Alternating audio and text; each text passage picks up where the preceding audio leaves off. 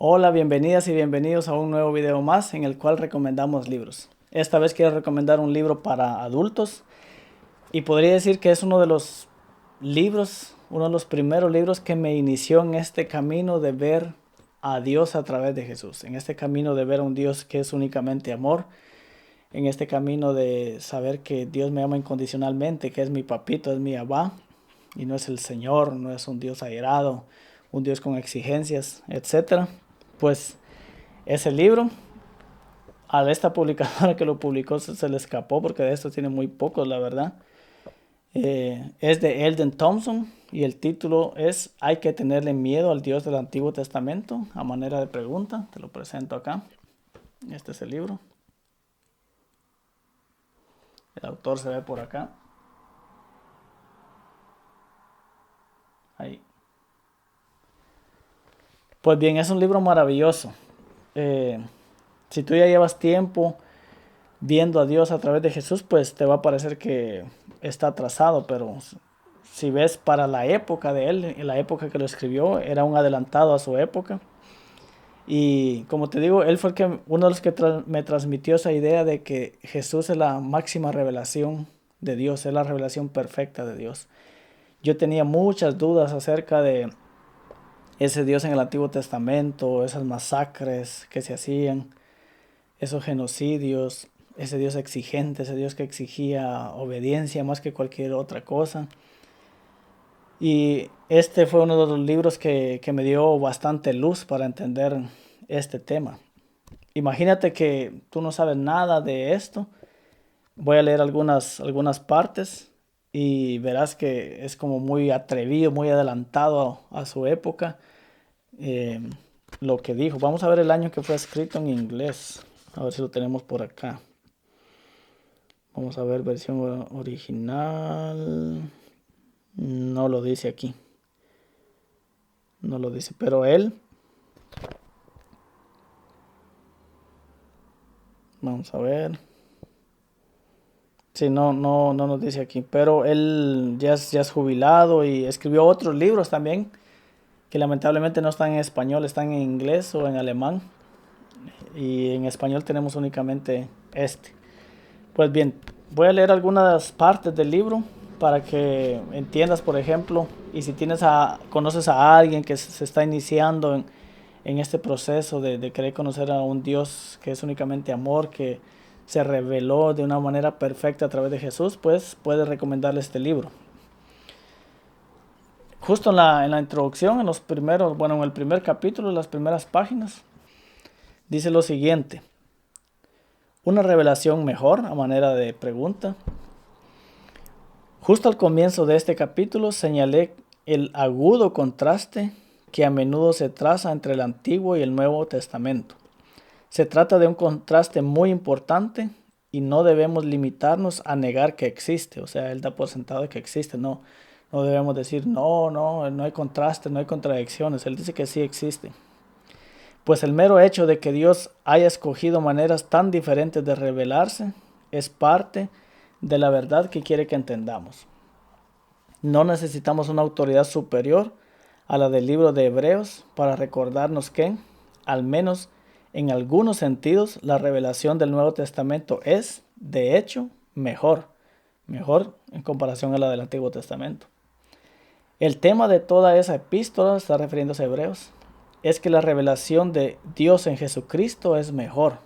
Él habla aquí de la epístola a los Hebreos y dice que el tema es, que nos quiere decir que la revelación de Jesús es mejor que la del Antiguo Testamento. Ya el primer versículo nos recuerda que en tiempos pasados Dios empleó otros métodos para revelar su voluntad, pero ahora ha hablado a través de su Hijo. Y en el capítulo 12 el contraste es aún más explícito.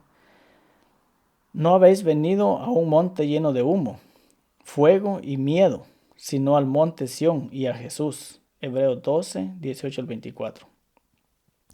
Cuando al fin me di cuenta de lo que quería decir estos versículos, sufrí un sobresalto, ya que me había criado en una comunidad cristiana que enfatizaba la importancia de la revelación del Sinaí. Esto creo que nos pasó a todos. Se le da tanto énfasis al Antiguo Testamento, a la Torá, y dejamos por un lado la revelación máxima que es Jesús. Y cuando lo entendemos al revés, que es Jesús la revelación máxima, y que regresar al Antiguo Testamento, a la Torá, para mí personalmente, y espero que nadie se sienta ofendido, es dar pasos hacia atrás. Pues se hace mucho énfasis en el santuario, en las leyes y todo allá, y poco énfasis en Jesús. Y él, el autor, esto es interesante porque en otro libro que leí de él, que está en alemán, que se llama Son los profetas infalibles, eh, también a manera de pregunta, él habla del ambiente tan conservador en el que se crió. Él se crió escuchando en la mañana, y él no leían libros de niños, de historias de niños, a él le leían un capítulo de algún libro de Ellen White y un capítulo de la Biblia. Esas eran las historias de niños con las que él se crió. Entonces él, criado en ese ambiente, cuando se dio cuenta de que Jesús nos traía una mejor revelación que la del Padre, pues igual, creo que como muchos de nosotros pasó varias noches sin dormir porque le explotó la cabeza. Continúo leyendo.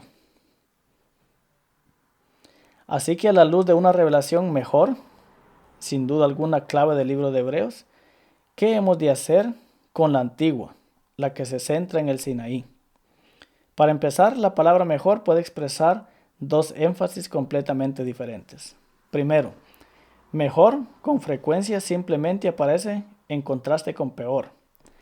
Ayer mi resfriado era peor, me lloraban los ojos, tenía una tos espantosa y la voz ronca. Pero hoy, tanto el resfriado como yo vamos mejor. Si ese es el tipo de contraste que subyace en Hebreos entre lo mejor, Jesucristo, y lo peor, Monte Sinaí, entonces el Dios del Sinaí ciertamente no queda muy bien parado. Imagínate lo que él dice acá. Ni tampoco cualquiera que intente proclamar que ambas revelaciones son parte de la fe cristiana. La segunda manera de entender mejor es verlo simplemente como algo comparativo de bueno. La revelación del monte Sinaí fue buena y la revelación en Jesucristo mejor. Quizá podríamos añadir incluso el superlativo. El encuentro personal con Dios en su reino será lo mejor. Si podemos asumir tal enfoque acerca de las dos revelaciones históricas de Dios, entonces no hay necesidad de rechazar la primera, más bien podemos verla como un paso muy importante en el plan divino. Bien, hasta aquí voy a leer. Es una de las citas, más adelante voy a leer otras citas. Claro, recuerden que para una comunidad cristiana que pone la Biblia por encima de Dios, hay que hablar con mucho cuidado, o sí, hay que cuidar las palabras. Él también seguramente lo hizo o así lo creía. Yo soy de la misma opinión de él también. Hay muchos que rechazan totalmente el Antiguo Testamento, y para mí el Antiguo Testamento tiene luces y sombras. O sea, nos da una revelación de Dios.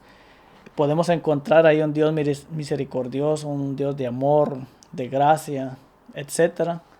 Pero también hay fases tristes ahí de su revelación, donde encontramos un Dios vengativo, enojado, rencoroso, asesino, etcétera. Por el contrario, la revelación de Dios que encontramos en Jesús solo son luces, no tenemos nada de sombras ahí. Y esto es lo que él quiere explicar aquí. Y no porque el Antiguo Testamento tenga sombras debemos de rechazarlo o eliminarlo totalmente, dice él. Entonces, esa tesis la presenta él justo al inicio del libro. De ahí se manda con otras citas que yo digo cuando lo leí. Yo me reí, a mí no me hicieron, ya sabía acerca de esto. No me sorprendió mucho, pero yo dije, uy, si alguien lo lee, más que esta es, la publicadora es Apia, es para Interamérica. Dije, si alguien lo lee ahí, pues se va a romper las vestiduras. Dice, esto es en el capítulo se llama ¿Invitaría usted a un cananeo a comer a su casa? Y dice así: a menudo los cristianos bíblicos se espantan de cualquier calendario litúrgico debido a las implicaciones paganas que con tanta frecuencia conllevan a acontecimientos como la Navidad y la Pascua, o Semana Santa en algunos lugares. Pero ¿qué hacía Israel cuando los cananeos estaban celebrando sus fiestas desenfrenadas? Los israelitas tenían las suyas propias. O sea, justo cuando los paganos tenían sus fiestas, ellos hacían sus fiestas también, solo que las ¿cómo podría decir? El tema de hoy sería las cristianizaban, lo que era pagano lo volvían como cristiano, pero la raíz era algo pagano, o el original era una fiesta pagana. En primer lugar, en aquellos momentos del año en los que los cananeos tenían sus fiestas más llamativas, Israel también celebraba sus mayores festividades. La Pascua y las primicias llegaban aproximadamente en torno al equinoccio de primavera, la fiesta de los tabernáculos, también conocida como de las tiendas o de la cosecha. Caía en torno al equinoccio de otoño. En segundo lugar, las grandes fiestas de Israel eran en cierto sentido festivales de la fertilidad, pero de ningún modo orgías relacionadas con ello. O sea, era algo que aquellos lo celebraban otras culturas de una forma pagana, de una forma desenfrenada. Las fiestas de Israel eran espirituales, dirigidas a Dios. Bien, luego tenía otra cita aquí que se me hizo.